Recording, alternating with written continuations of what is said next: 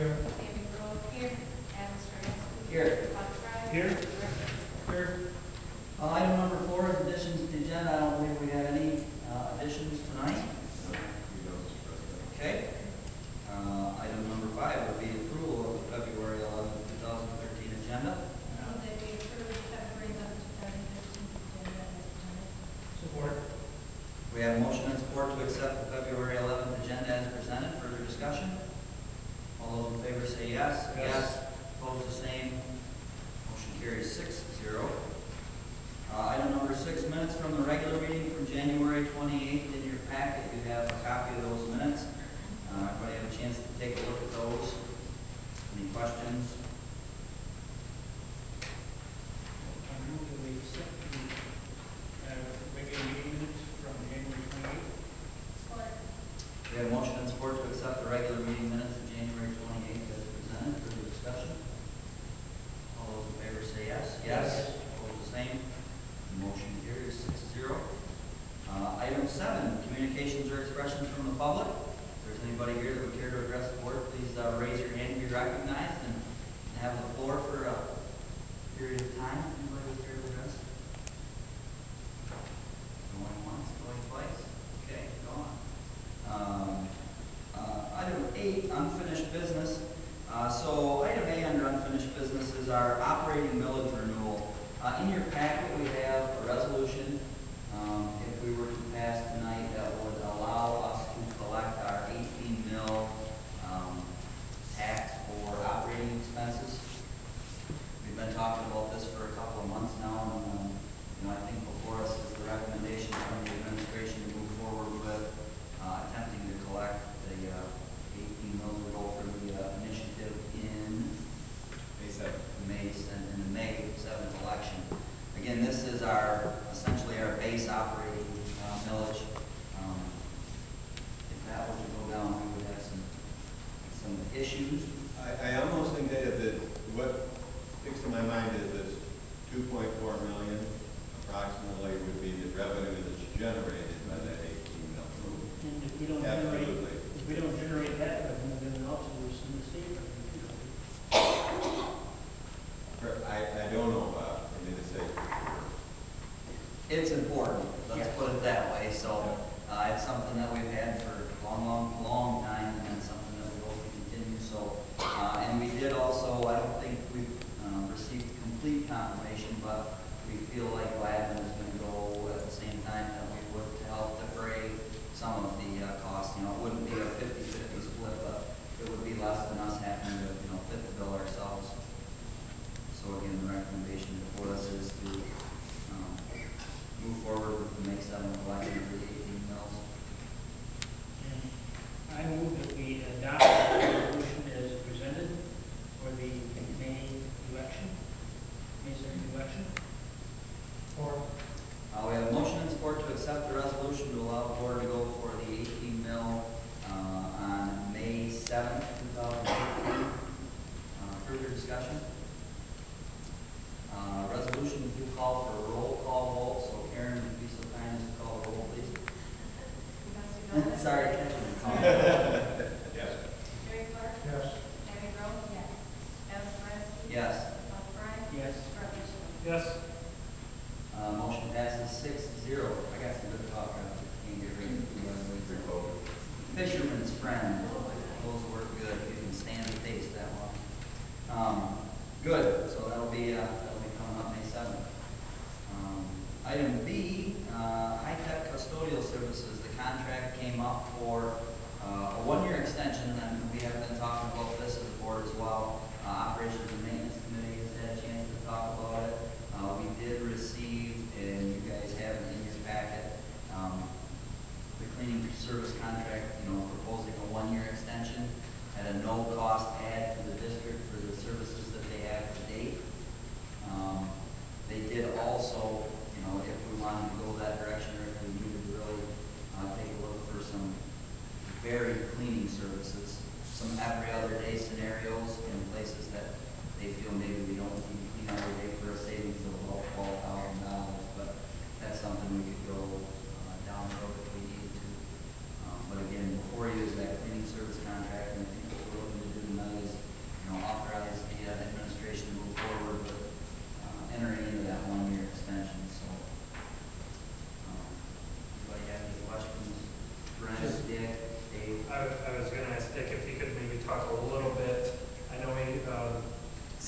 contract was for a one-year extension with no increased cost to the district, but that didn't mean that some changes weren't gonna occur with high-tech and wages. Part of that Do you remember what that high-tech is giving, I don't, gosh, I don't know what word they use. There's about 4 of the organizations that are getting raises, but it's gonna be an expense to the district for them to get those raises. So we'll help to retain staff rather than have turnover. But future, we can look at if we need to say 12 grand based on the amount of repercussions we can get to staff. Every other day cleaning, I think it could be done, but if we can just make an extension at current cost for 1 year, I think that's probably the smartest thing to do. Did I answer kind of what you Yep, wanted? and just to make clear that this contract before us is for a one-year extension with everyday cleaning, Correct. with no change in cost whatsoever. And I'll go ahead and make the motion that we enter into the one-year extension contract with High Tech for custodial services. We have a motion and support to enter into a one-year extension with High Tech Cleaning Services as presented. Further discussion? All those in favor say yes. Yes. Opposed, the same. Motion carries 6-0. Item 9, new business. Coleman Community Schools presentation, agri-science. So with us tonight we have Mary Pritchard, Superintendent of Schools for Coleman, with some information about a new CTE type program that we'll be able to participate with. So Mary, thanks a lot for taking the time tonight. And with that, I guess we'll turn the floor over to you for your information. Well, thank you very much, and thank you for letting me come by tonight to your board meeting to present on this, because it's a pretty exciting opportunity for kids, is what this really comes down to. What we did, as you know, Coleman does our CTE with the Claire Gladwin group. We send a bus up to Mid. We've had kids drive over to Beaverton for the culinary arts program, and so it's something that we have gone back and forth. So back 2 years ago, we started looking math and science scores, not just in Coleman or Beaverton or Claire Gladwin in general, but statewide, math and science scores are low. So we started to look for a program which would help to improve math and science scores. It would get kids engaged. It would go to an interest for students of this area. So we started to explore, and what we found is the agri-science program, of which teachers are trained at Michigan State University for agri-science. That's a program that is hands-on, project-based learning, in which students become more engaged, they become more engaged in school, their math and science scores are improved because of that engagement. And so we thought, okay, this is it. But again, not a knee-jerk reaction. We spent a year studying, is that a good fit for our area? We took a trip to Farwell, to Claire, and right here in Beaverton, we talked to all the freshmen and sophomore students. We talked to our own students, and we found that 64% of the students were somewhat to very interested in agri-science. So at that point, that was our next step, to keep plugging along. So then it became an opportunity that we needed to make sure that in order to do this, to build a small barn, build a greenhouse, and then take our old auto shop and renovate it as a classroom, that was going to take funding that we couldn't support from our general fund. We can support the operation of the program. That we can do. But the infrastructure startup, we needed to raise the money. So we did a letter campaign. We put together an advisory board, which is a pretty diverse group. We have people from MSU Extension, Randy Showerman from Michigan State University. We have people from Midland. We had farmers, our local business people. And they sat down, we did a letter writing campaign to ask for money. I went to Chemical Bank and Hutamaki, our local factory. And then we also went to the foundations, the Midland foundations, Gerstacker, Strosacker, etc. We have raised over $401,000 as of today. So yeah, so that is what has allowed us to say the program's a go for the fall. Because we still need to raise about 30,000 more to be able to do everything that we want to do and have it a real showcase for the area. But it's something that we can offer the basic program. We can get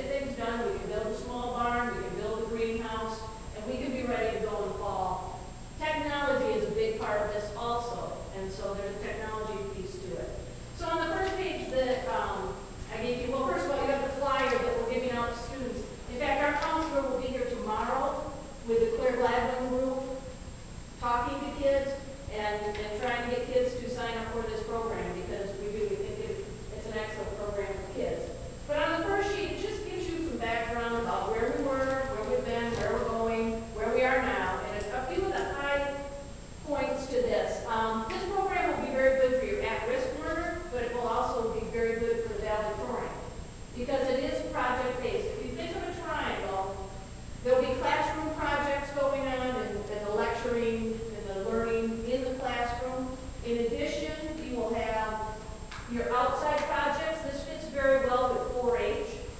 And with the program they have up in Clare, the Young Farmers and Ranchers, they can do projects at home that they'll be able to then also bring data and information into the classroom to get credit within the classroom. And then FFA, Future Farmers of America, is the third tier to this, which is a really important part because that's belonging to FFA, the students are able to improve their leadership skills, entrepreneurship, reliability, responsibility, all those things. So we went through and we looked at what it addresses. And you hear 21st century learning skills, 21st century skills, and what we really believe that means ways of thinking, ways of working, tools for working, and skills needed for living in the world. This agri-science program gives kids in all 4 areas the skills that they need. Then we talked about just the FFA, our startup costs. Our fund equity is very healthy right now, and so it again, it's something that from an operational standpoint, we can afford to do this program. And finally, it is through the generous donation of the Herbert H. and Grace A. Dow Foundation that we are able to announce the start of this program at this time. The second sheet is just a course description. It talks a little bit about times. Because the program is a 2-hour block and it's a situation that kids will be coming and going, it can be very flexible for times. So it can work for Beaverton, it can work for Coleman, it can work for Clare and Farwell, Meridian and Midland, where kids will be able to make the program work to get their 2 hours in. So we do have some flexibility within that. But it talks again about the 21st century skills. This is a vocationally approved program by the state. So Coleman will get added cost funding from the state for this program because it is a career technical program. It is something that, again, because it's a career technical program, we will be working with a local university or a local community college to be able to offer credit, articulated credit.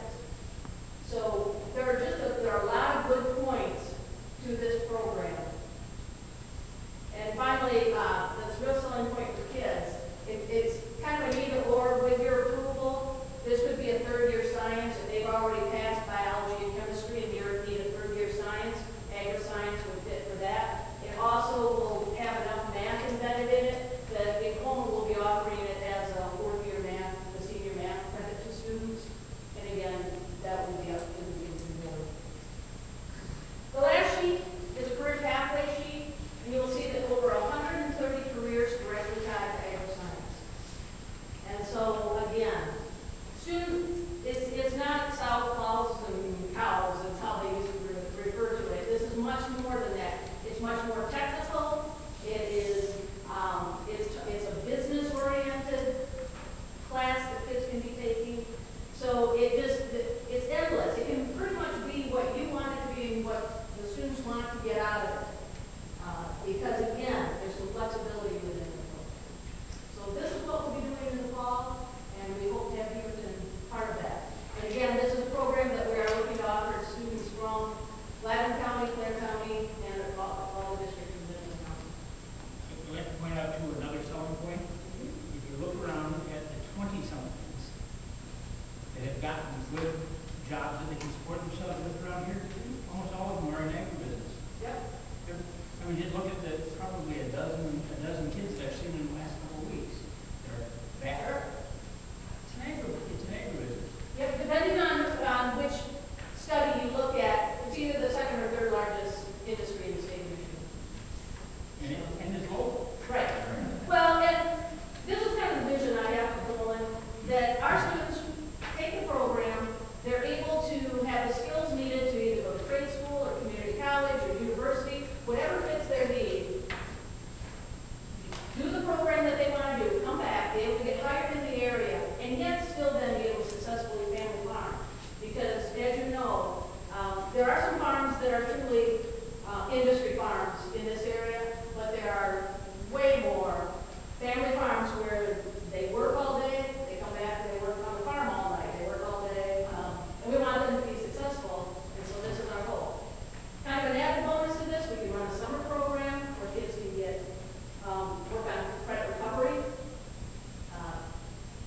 hands-on project-based learning to get math and science credits and makeup credits.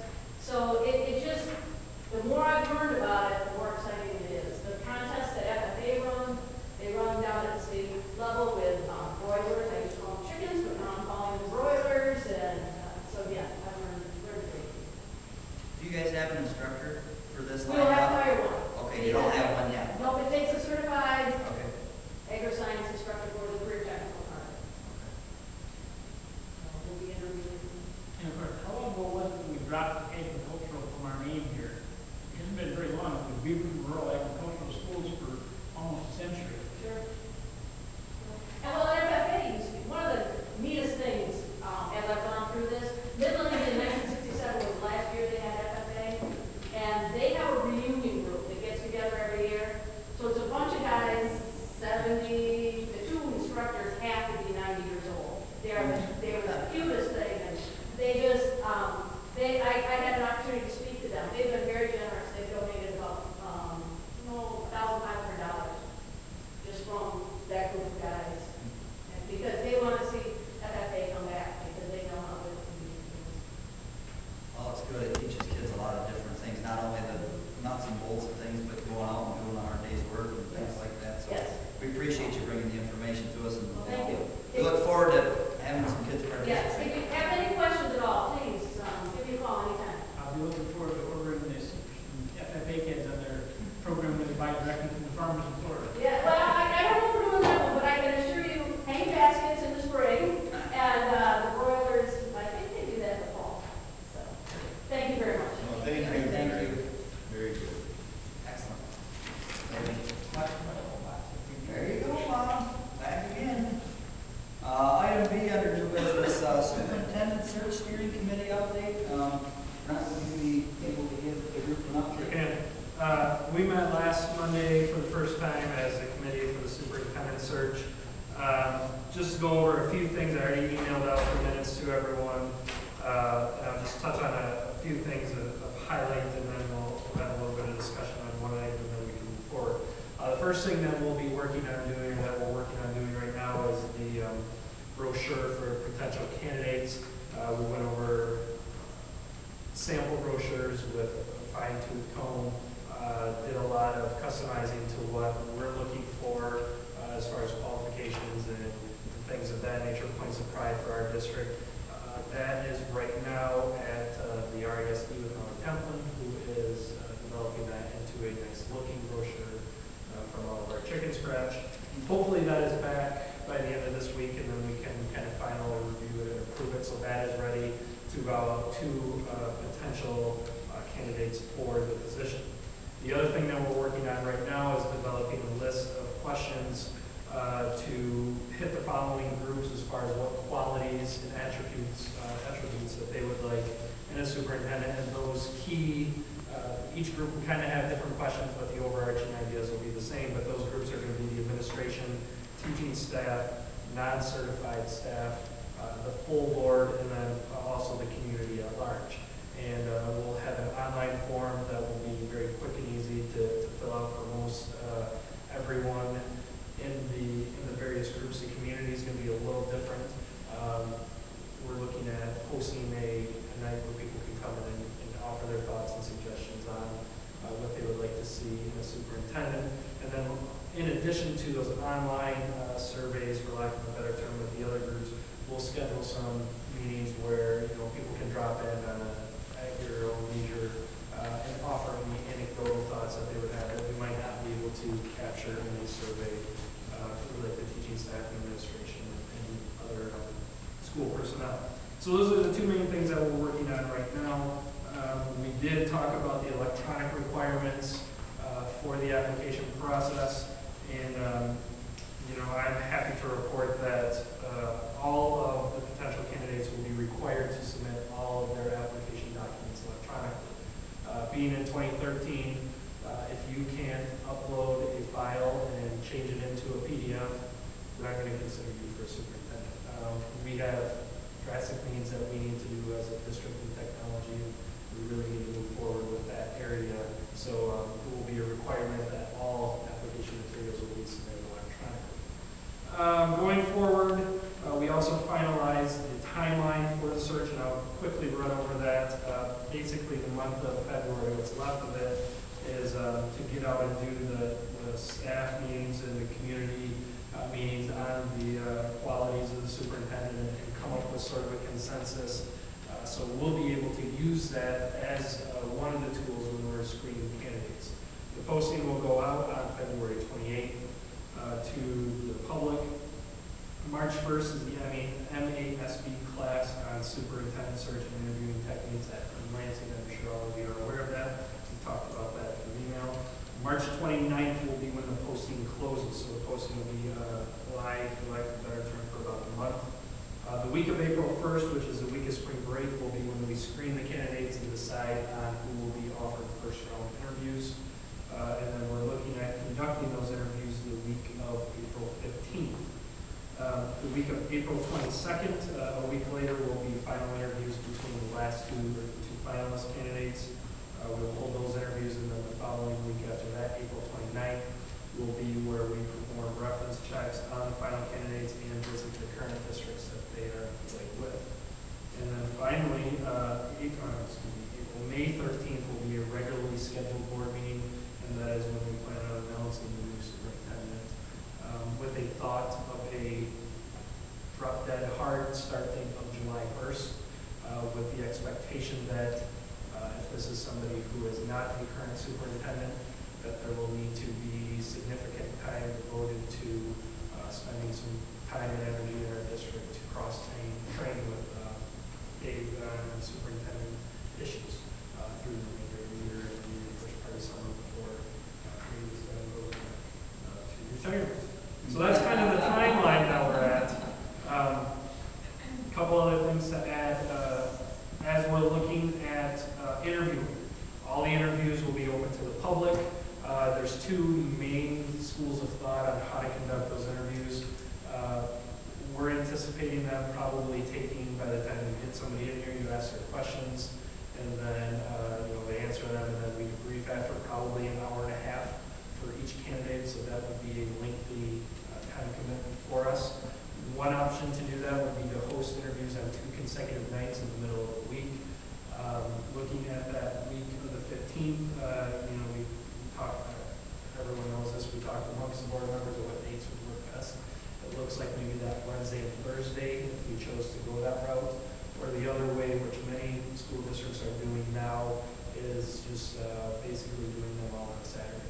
Starting at 8, 9 o'clock in the morning, making it a long day, going all the way through, getting everyone done, but at least you're there for one day only, and it's not as much of a schedule conflict. As we talked about that, and when I asked fellow board members what their preference would be, it looks like right now the majority of the people would favor meeting on the Saturday to do interviews.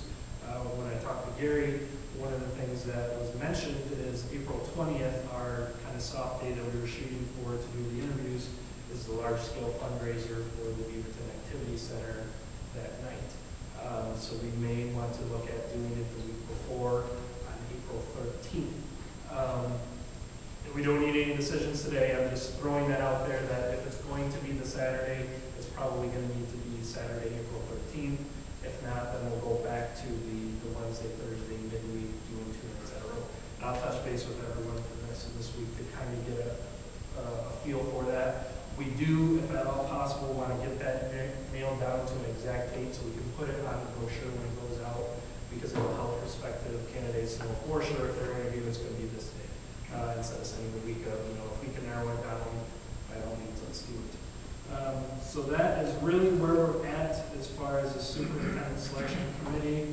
I anticipate probably needing to meet the beginning, or not the beginning, but sometime next week to look over the final draft of the brochure, and then also to develop the surveys for the 5 groups, and then schedule meetings for those various entities the last week or so of February. But everything seems to be on schedule as we go. I just think I need to make a switch here on my draft.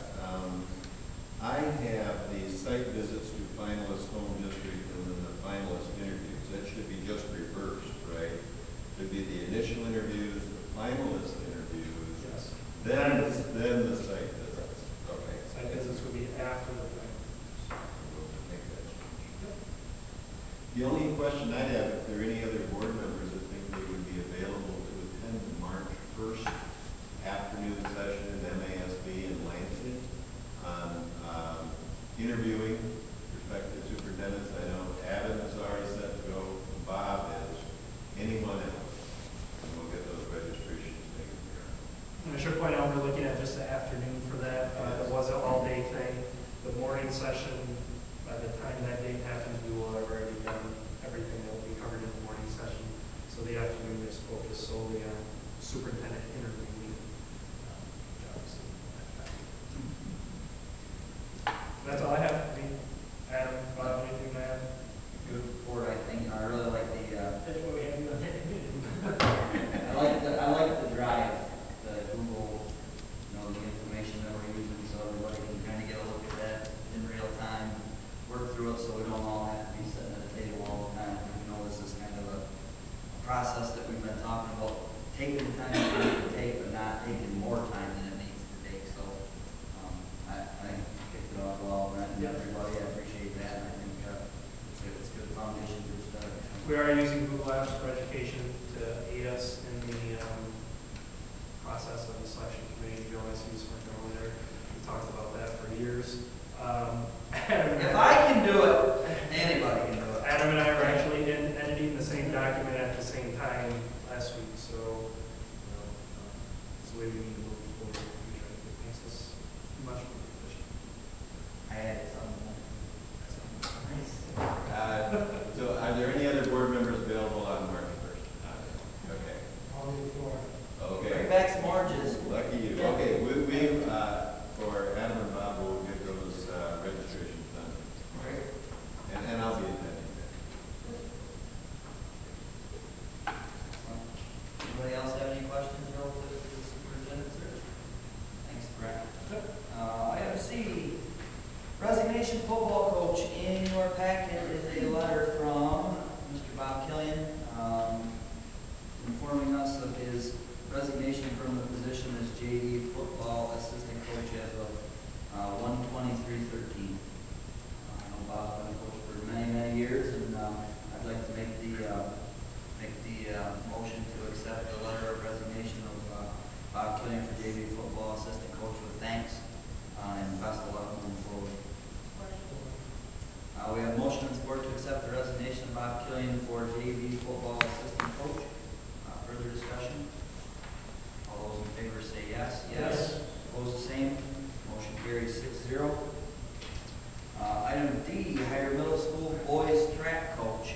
Before us, we have our recommendation from the administration for the hire of Thomas E. Hayes for the boys middle school track coach for the spring 2013 season. I'll make the motion that we hire Tom Hayes as boys middle school track coach for the spring 2013 season. We have motion and support to accept the recommendation to hire Tom Hayes for the middle school track coach for spring 2013. Further discussion? The only thing would be is as Tom is not a district employee, he would be retained through PCMI and be retained on the schedule as normal. So, further discussion? All those in favor say yes. Yes. Opposed, the same. Motion carries 6-0. Welcome, Tom. Item D, expulsion hearing. I did hear from the student today. The student will not be present, and he steps forward to sit. Okay. So before us, we have a recommendation from the administration for permanent expulsion for a student in question. And I make the motion to go ahead and accept the recommendation of the administration for permanent expulsion of said student. We get the class. Well, the discipline and attendance and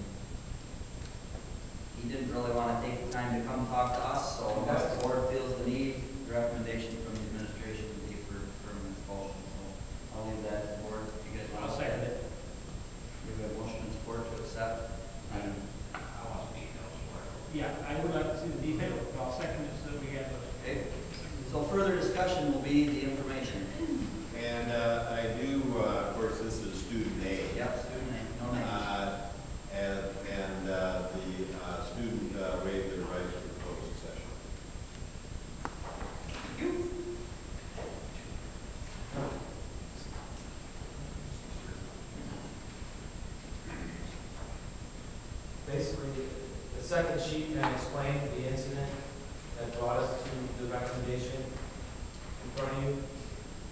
Follow sheets, Mr. Fawcett's account. And then if you flip through his discipline of attendance, and I can give some details to why the attendance is so spotty, and then the grade to be on there.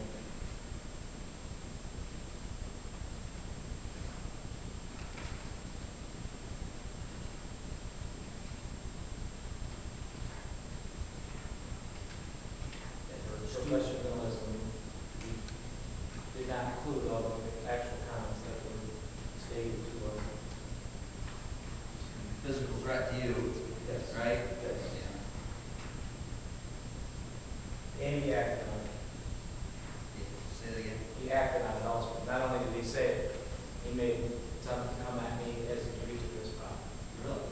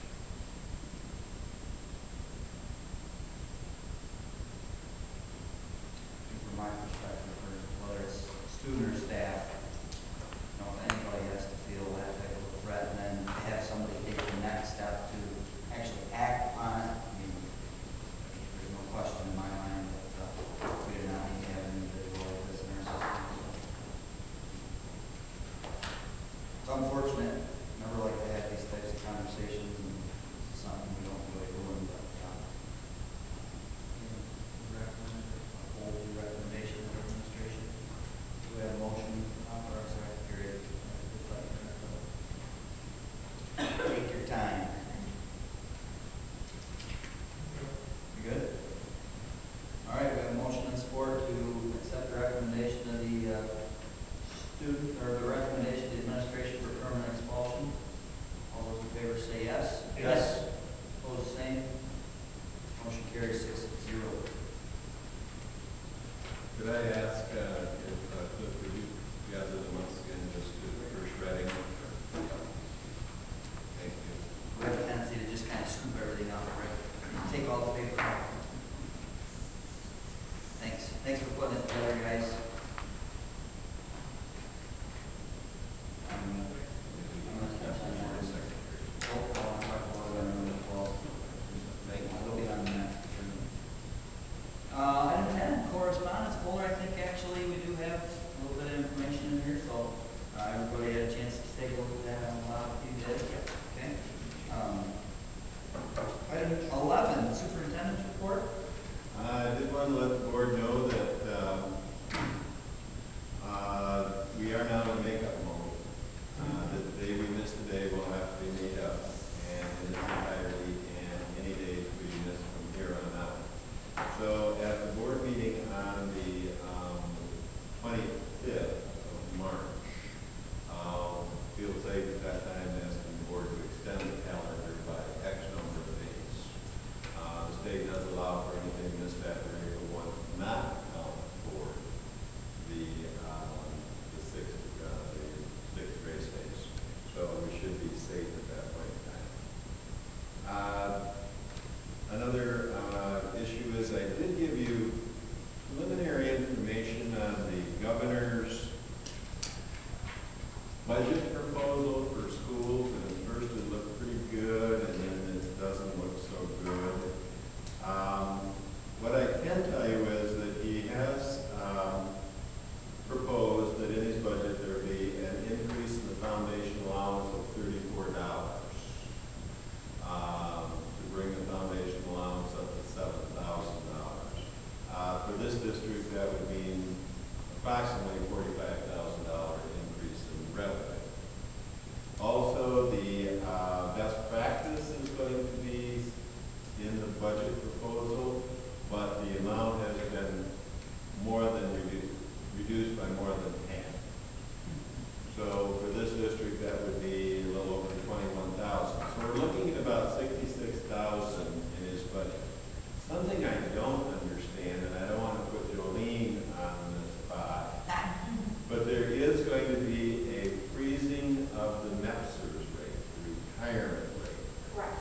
And I don't know if it means it's going to freeze it at this year's rate, because it goes on to say that it does amount to a 2% benefit to school districts.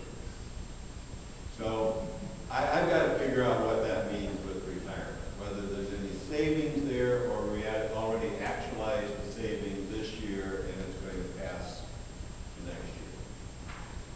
But I will research that and try to get a straight answer on that. But there's no windfall from the budget proposal. Of course, the legislature will weigh in on it, and something better perhaps could come out the other end.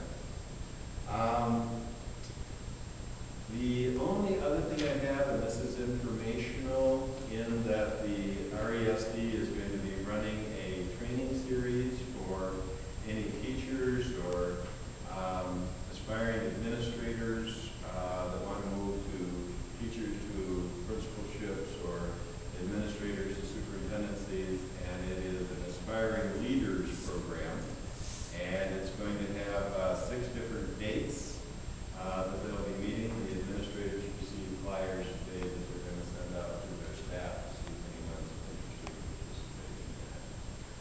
And one of those sessions will be offered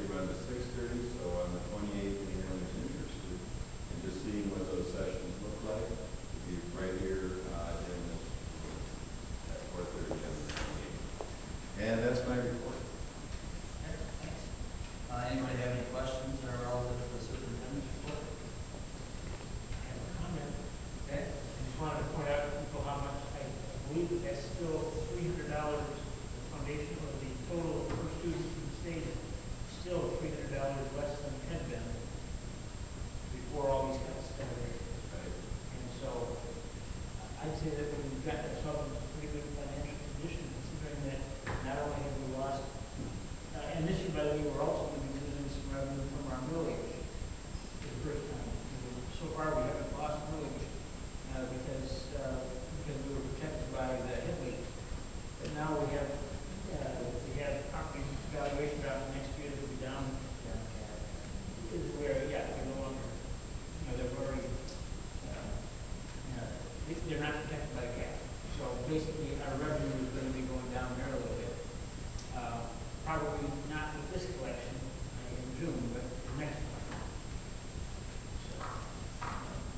So, we are doing pretty well considering how much less we have per student and how many fewer students we have too.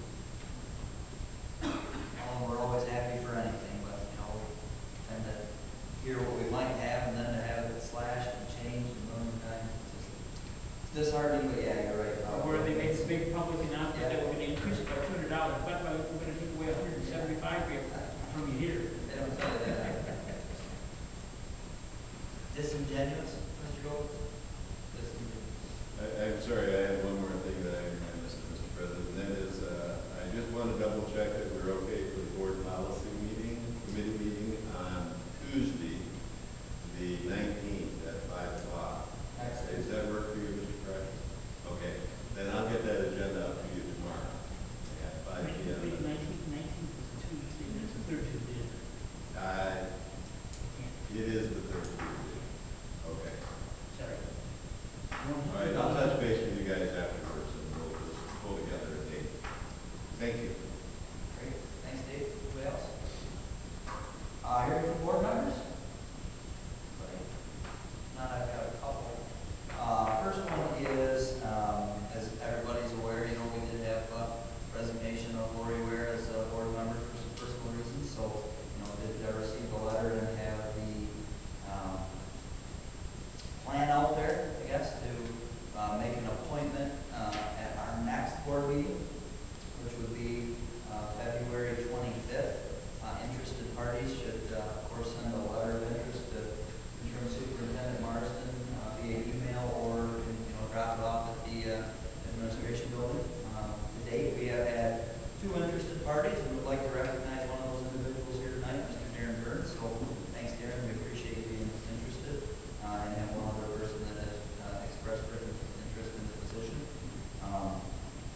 But also would like to say thanks to everybody for kind of pulling together and providing information so that we could move ahead with our 30-day requirement. As a board, we're required to have that position filled within 30 days, or the RESD makes an appointment. It's also worth noting that that position will be a vacancy to be filled until the next regular election. So the individual that we appoint would not be here for essentially 4 years, right? That's what Lori's term would have been. It will be until the next regular election, which would be in November, and then we would, have an election to fill the remainder of that seat. So, How many are standing elections in November anyways? one. So that means we'll have 2 of them in November. And just so I'm clear when I'm speaking with others in the community, if you were that person who was appointed, that does not preclude you from continuing to run on the ballot in November. No. Yeah, that's actually how, that's how I got here, filling somebody's vacancy and then, proceeded into the election. So certainly can do that. The other thing is, I had a chance yesterday to go to a really cool place, and I don't know how many people have seen this, Mount Pleasant Discovery Museum. It's over in Mount Pleasant. We went for a birthday party, and it is a new building over there by the ice rink, and it just has all kinds of neat stuff in there for kids. Ben had Jay made me the bad guy, go grab the kid, time to go kind of a thing, right? But just really neat, and it was something that was funded through all private donation and grant writing and things like that. There were some pretty good donors over there, Mr. Morey and things like that. But did pass along this information to the Beaverton Activity Center, and they have actually already had some conversations with this group for maybe something, not of this scale, but over here at the new community center as we move forward. So we've made some contacts. But if you guys haven't seen it, it's worth something. If you've got kids or classrooms or things like that, it's a really. I found myself kind of tinkering around with some stuff. It was pretty cool. But it was I'll have to look at the brochure, I grabbed one last night, so. But anything else, hearing from board members? I do have one thing I want to bring up. This is something from back last fall. We were preoccupied with other things, so we didn't get to discuss it much, but there's a question why we have field trips that go farther than they need to. For instance, with Maxwell's Pumpkin Farm down the street, we're sending kids to a pumpkin patch in Midland County, which quite a bit, it's outside of our district, and if it was a legitimate educational reason for going farther distance, I guess that would be acceptable. But I'm wondering if we need to review our policies on that and try to encourage the staff to schedule their field trips closer, unless there's a good, sound educational reason for going to more distant one. Obviously, going to, we can't bring the Capitol building to Beaver. So when we're going to the Capitol building, obviously away from Lansing. But on something like a pumpkin farm, and I understand that there was an issue, and it's been long enough now that I don't remember what the issue was. But there was an issue, and over the course of the month, I keep getting people asking why are we sending them down to Midland and even farther for some of these things when we have them right here. Some certainly take a look at it. I think the issue was the student fell and hurt herself. I mean, everything's fine. She was able to make a recovery. She was a little higher than she was supposed to be. I believe was the case. But at any rate, something to certainly take a look at. Anyway, it's just something that keeps coming up. Anybody, anything else? Okay. With that, 7:50. I will adjourn the meeting. Everybody have a great night. Thanks for coming. Appreciate it. Drive safe.